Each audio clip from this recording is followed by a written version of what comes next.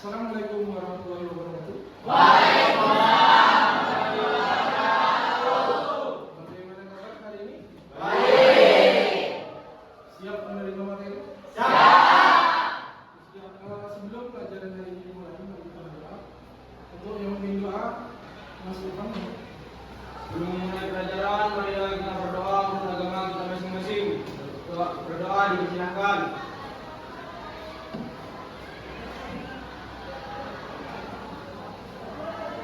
Selesai. Untuk hari ini, ada yang tidak masuk? Ada. Siapa? Takut. Apa? Sakit?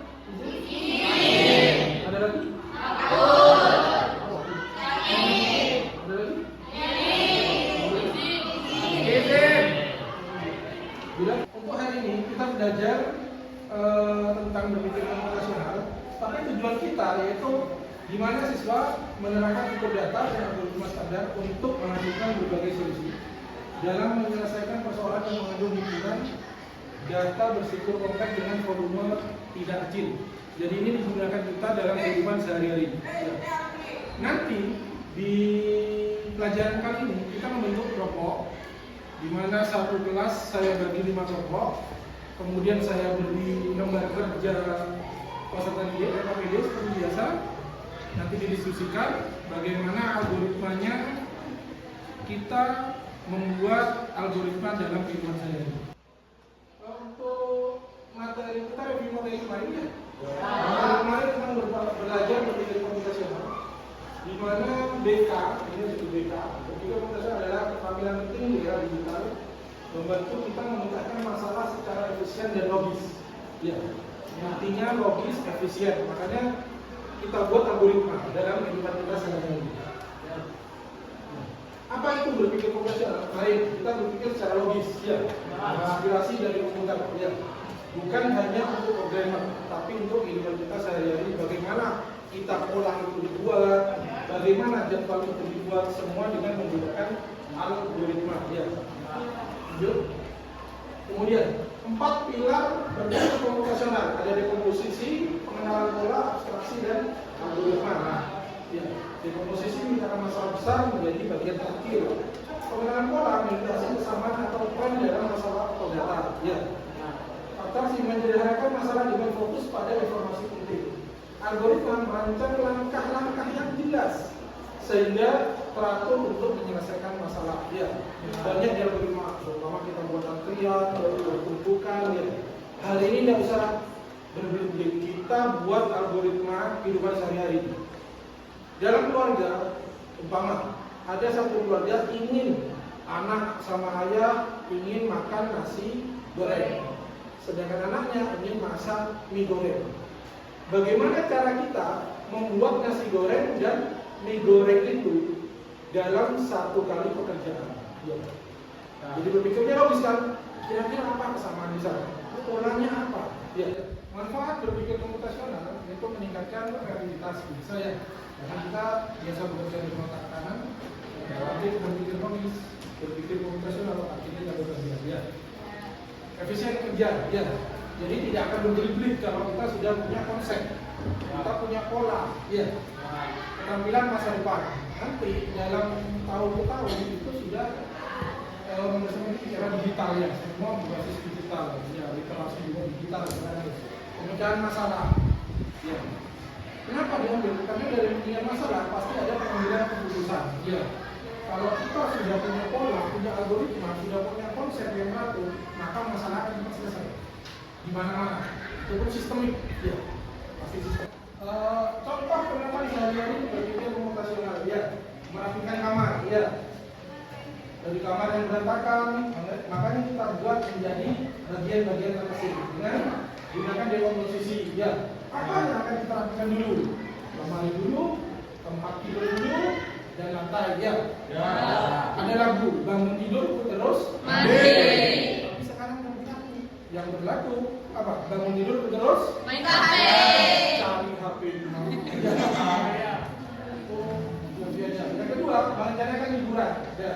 Kalau kita punya hiburan, punya rencana berlibur, otomatis kita harus merencanakan ya. Gunakanlah algoritma. Jadi tersusun dan efisien. Mau kita mau ke Jakarta, ya. Otomatis kota mana yang kita lewati? Ya. Oh, sebelum ke Jakarta saya harus ke Surabaya, ke kebun binatang. Ya. Oh, setelah itu saya ke Jogja. Oh, di Klaten saya harus lihat Candi Prambanan. Saya ke Jogja, saya harus lihat Candi Borobudur. Saya terus ke Semarang. Ya, Semarang kita harus ke Mama mau studi kampus, oh, akademi militer, ya. Ada ke Bandung, ada Tangkuban Perahu, ada Seraga, ada Patok Boleh, di mana Ciambulas, ada Trimatu, ya. Cici itu daerah Jawa Barat, ya. Lanjut ke Jakarta. Apa yang kita akan lakukan di Jakarta? Kalau kita sudah punya rencana, otomatis tidak akan lewat. Ya. Tapi kalau kita tidak punya rencana, ujung-ujung jalan ke sana. Sampai Jakarta, ya sudah pintu kecil. Jadi intinya makanan. Yang kedua, belanja bulanan. Biasanya di sini dilakukan bagi yang punya gaji bulanan. Ya. Apa yang kurang kita dapat? Ya. Apa yang masih ada kita dapat? Kalau kita punya algoritma, oh bulanan ini pasti habis. Oh tiap bulan ini pasti habis. Pola itu akan pasti berulang pola. Maka gunakan pengenalan pola yang ada di berpikir komputasional. Ya. Kemudian mengatur jadwal sama yang seperti saya katakan, pengaturan jadwal dalam sebuah proses itu masih padat. Ya. Namanya manajemen waktu. Bisa jelaskan ya. Kapan kita belajar, kapan kita ibadah, kapan kita bermain. Kalau sudah jadwal itu teratur, insya Allah kita tidak akan terlewati apa yang akan kita pelajari atau kita gunakan nanti, walaupun kita kuliah jauh dari orang tua, tapi kalau kita yang terjadwal tetap bersama kita, ya. Endingnya pasti akan bagus. Sebelum kita bentuk kelompok, ya, kita begini dulu ya. Kalau karena materi berpikir komputasional, saya ingin ngetes saja. Ada masing-masing masih penuh kerja. Ya, jam terakhir, jam rawan-rawannya. Cluenya. Konsentrasi semua, kita speaking ya. Cluenya, harta yang paling berharga. Ya. Contoh, 3 ungu ditambah 1 hijau itu biru. Tahu? Tahu. 2 biru berarti jadi apa?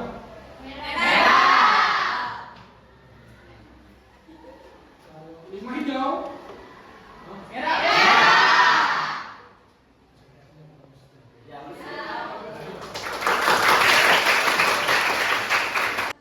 Karena konsentrasi Anda sudah bagus, kita bagi menjadi 5 kelompok. Silakan duduk bersama kelompoknya masing-masing. Ya. Kelompok 1? Kelompok 2? Kelompok 3? Kelompok 4? 5?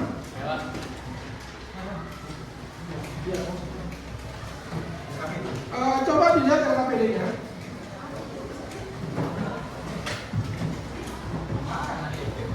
Ya.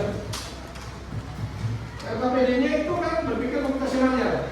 Dari yang sudah saya jelaskan tadi, jadi Anda buat itu dekomposisi, pengenalan pola, abstraksi dan algoritma. Ya.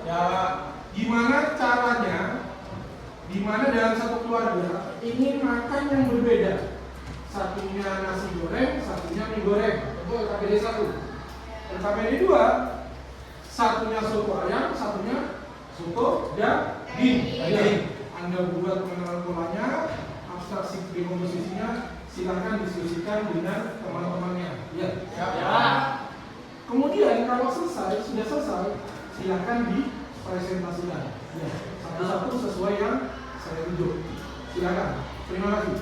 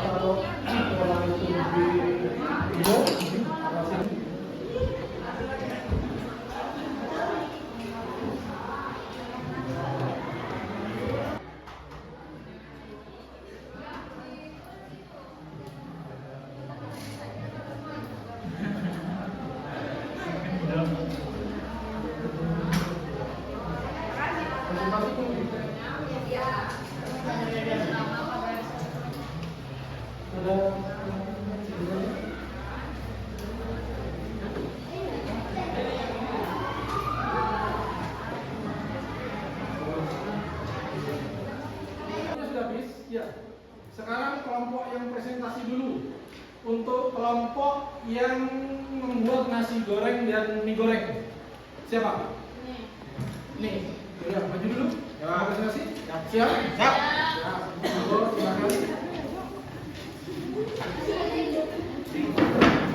silakan.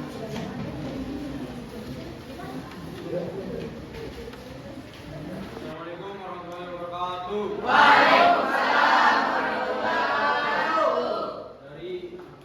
Dari kami dari kelompok 1 ingin mempresentasikan tentang Fisika komputasional tentang isi pembuatan nasi goreng dan mie goreng. Yang pertama yaitu pengenalan pola. Yang pertama pola persiapan bahan yaitu mengumpulkan bahan-bahan yang dibutuhkan seperti nasi, mie, bumbu, sayuran, telur dan lain-lain. Serta menyiapkan bumbu yaitu potong, iris atau haluskan. Yang kedua, pola proses memasak. Teknik memasak kedua hidangan ini serupa, keduanya memerlukan menumis bumbu, kemudian memasukkan bahan utama yaitu nasi atau mie bersama tambahan seperti sayuran dan telur. Yang ketiga, pola penyajian. Setelah selesai dimasak, kedua hidangan ini disajikan secara terpisah namun dalam waktu yang bersamaan. Yang kedua, abstraksi.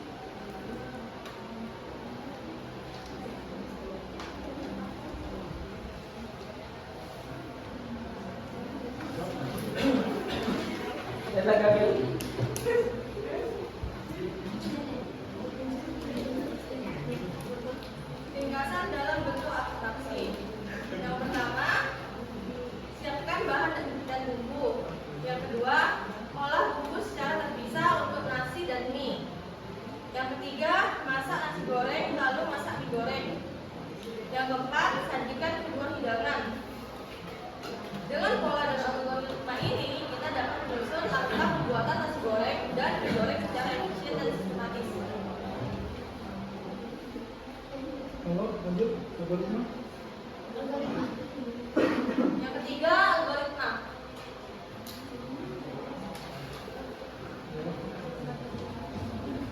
Algoritma pembuatan nasi goreng dan mie goreng. Yang satu, persiapan bahan. Siapkan nasi, mie, sayuran, telur, kecap, dan bumbu. Yaitu seperti bawang putih, bawang merah, dan cabai. Rebus mie hingga matang dan tiriskan. Yang kedua, mengolah bumbu. Haluskan atau iris bumbu seperti bawang putih, bawang merah, dan cabai. Pisahkan bumbu yang akan digunakan untuk nasi goreng dan untuk mie goreng. Yang ketiga, memasak nasi goreng. Tumis bumbu untuk nasi goreng hingga harum. Masukkan nasi dan tambahkan kecap serta sayuran. Masak hingga tercampur rata, lalu tambahkan telur jika diinginkan. Yang keempat, memasak mie goreng. Tumis bumbu untuk mie goreng hingga harum. Masukkan mie yang sudah direbus. Tambahkan kecap dan sayuran. Aduk hingga bumbu merata dan matang sempurna. Yang kelima, penyajian. Sajikan nasi goreng dan mie goreng di piring yang terpisah atau sesuai selera.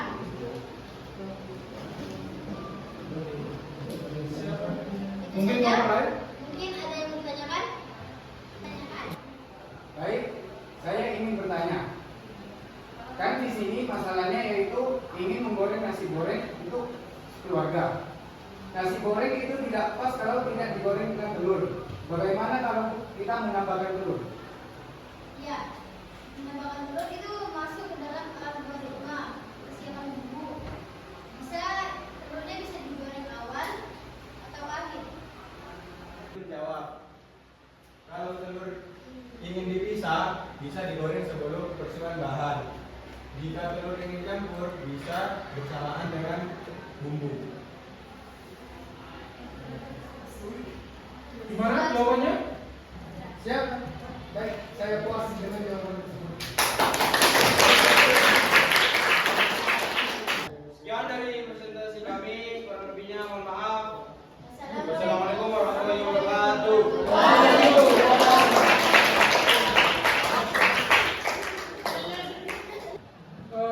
Alhamdulillah kita sudah selesai semua presentasi kelompok. Mohon dikumpulkan KKBD-nya. Nomor 1, nomor 2. Kelompok ini.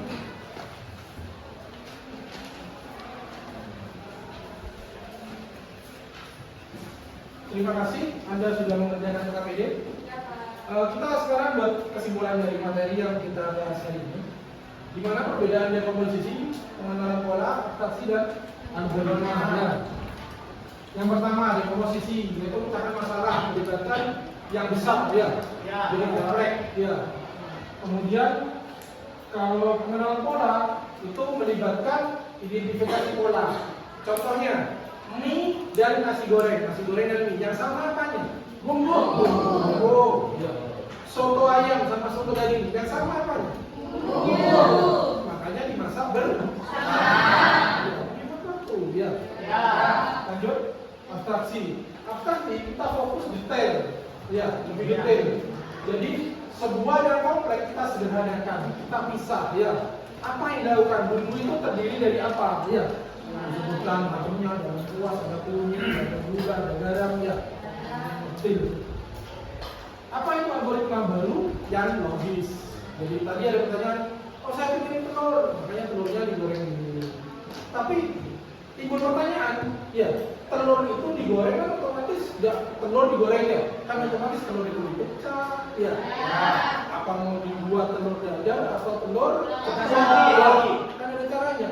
Ya, ini dijelaskan di algoritma. Ya, kalau ceplok tinggal kita pecah, kemudian kita kasih garam, sudah ya, udah lalu kita bisa kotak. Kalau diceplok berarti harus di mangkok, kemudian kita aduk, kasih garam, ya.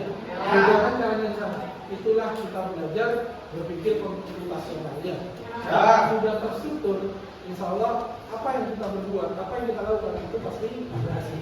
Kalau untuk pertemuan minggu depan, ya, kita mulai belajar algoritma dan struktur data, ya. Apa itu algoritma, apa itu struktur data? Review sebentar.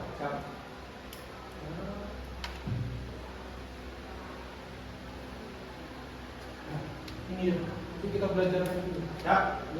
Ya. Apa itu algoritma? Apa itu struktur data? Kemudian kegunaan struktur data itu apa? Kegunaan algoritma itu apa? Ya. Terima kasih atas waktunya. Sebelum pelajaran kita akhiri, mari kita berdoa, ya. Seperti biasa dipimpin tadi Mas Irfan, ya. Dan dulu yang perempuan, monggo, Mbak Ani.